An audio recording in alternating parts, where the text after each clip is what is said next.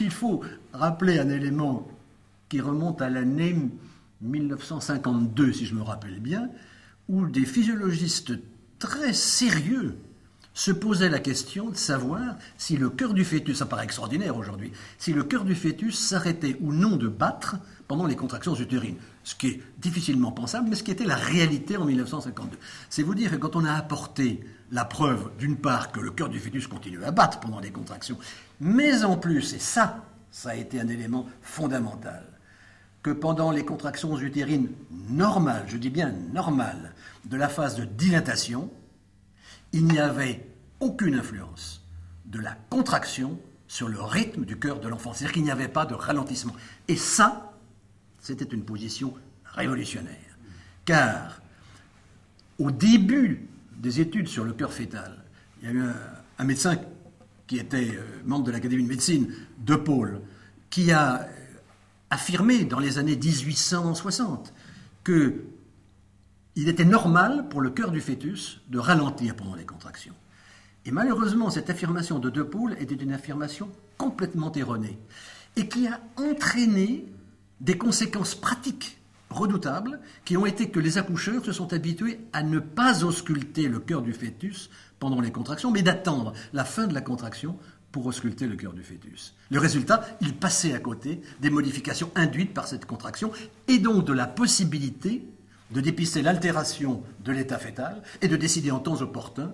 une extraction par césarienne, par exemple, ou par forceps. Donc, vous voyez, l'apport de cette analyse du rythme cardiaque fœtal pendant les contractions a été absolument fondamental. Et ça a permis, donc, une surveillance. Alors, une surveillance avec une inscription sur papier de ce rythme cardiaque fœtal, une analyse simultanée de la contraction et du rythme, une prise en compte des ralentissements qu'on a appelés les décélérations ou les dips, sont les différents noms qu'on a donnés à ces ralentissements du cœur du fœtus pendant les contractions, sur leur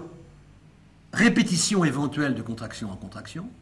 sur leur persistance après la fin de la contraction. Autrement dit, il y a toute une expérimentation et toute une analyse de ce rythme cardiaque fœtal qui ont conduit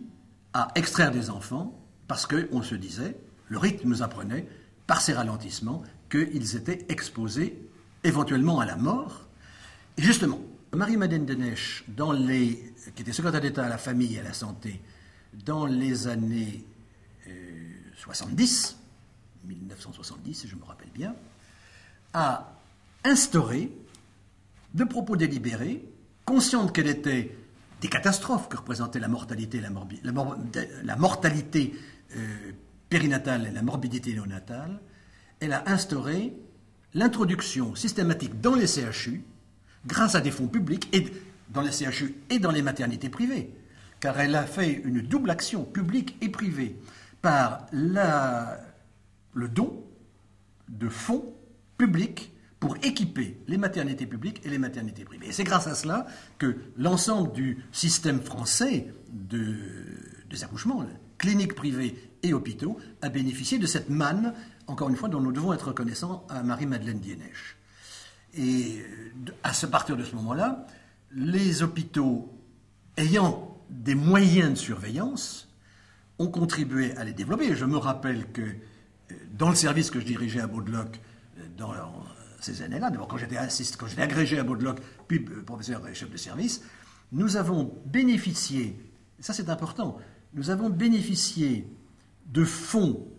je me rappelle de la DGRST, la Direction Générale à la Recherche Scientifique et Technique, et des fonds de l'INSERM, qui nous ont permis de développer une unité, c'était l'unité 262 de l'INSERM, une unité de recherche sur ces problèmes, qui a été en grande partie responsable des travaux auxquels je faisais allusion tout à l'heure. Ça veut dire que sur les 800 000 naissances en France chaque année, 800 000 actuellement, il y en avait un peu moins à l'époque, 1% de morts ont été évités, ce qui est un chiffre véritablement considérable. On a eu une petite déception, c'est que nous espérions aussi, non seulement éviter les morts fœtales, mais éviter les séquelles neurologiques liées à une souffrance fœtale qui serait passé donc inaperçu et qu'on aurait pu éviter par une extraction plus précoce. Le problème est que nos espoirs, statistiquement, n'ont pas été parfaitement satisfaits. On n'a pas assisté à une diminution considérable de la morbidité néonatale. À mon sens, cela s'explique statistiquement par le fait qu'il y a eu d'autres causes qui sont apparues et que dans cet ensemble de causes de souffrance fétale du travail entraînant des séquelles neurologiques ultérieures, eh bien, notre dépistage et nos actions de dépistage n'ont correspondu qu'à une infime partie. Donc, au total, grande satisfaction par la disparition de la mortalité fétale pendant le travail, relative insatisfaction par le fait que ça ne s'est pas accompagné d'une diminution corrélative des séquelles neurologiques liées à l'accouchement. L'électrocardiographie fétale, ou l'enregistrement du cœur fœtal, ne fournit pas une information plus importante ou plus détaillée ou plus précise que la simple auscultation. Simplement, elle est continue, elle est indiscutable et elle est examinable a posteriori. C'est ça son intérêt. Mais elle n'est pas fondamentalement différente de celle de l'auscultation. En revanche, et là nous revoyons le problème de la grossesse, en revanche, pendant la grossesse, à la suite des travaux de Hamacher, on a pu dépister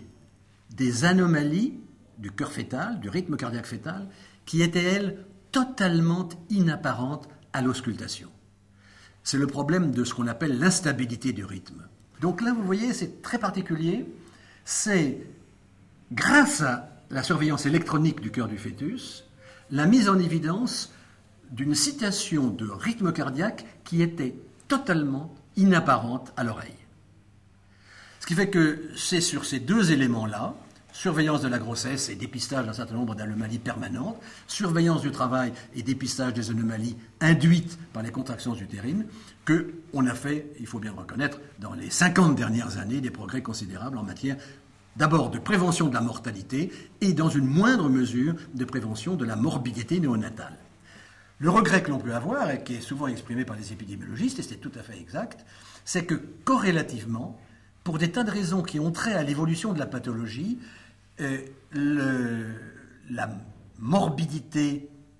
néonatale, ce qu'on appelle l'infirmité motrice cérébrale, eh bien, elle n'a pas diminué, pratiquement pas. On peut se demander même si elle n'a pas légèrement augmenté au cours des 20 dernières années, ceci étant probablement dû à une maîtrise imparfaite que nous avons de l'ensemble de ces éléments et à une augmentation également, dans une certaine mesure, du taux de prématurité, en particulier de prématurité induite, soit par la procréation médicalement assistée et les grossesses gémellaires qui en résultent, soit par une prise de précaution excessive. Autrement dit, autrefois, quand il y avait une souffrance fœtale chronique, eh bien, on hésitait à extraire chirurgicalement des enfants d'une manière trop précoce. Parce qu'on disait justement, ils vont souffrir de leur extrême prématurité. Et donc, on attendait, et il y avait une certaine mortalité qui en résultait. Les progrès de la réanimation néonatale, qui n'est certainement pas dans mes intentions de sous-estimer, les progrès de la réanimation néonatale ont permis l'extraction d'enfants de plus en plus tôt, y compris maintenant des enfants qui pèsent 600, 700 ou 800 grammes, et corrélativement, il y a eu à la fois une augmentation du nombre d'enfants sains résultant de telles extractions, mais aussi une augmentation du nombre d'enfants ayant des séquelles. C'est bien toute la difficulté actuelle de la périnatologie.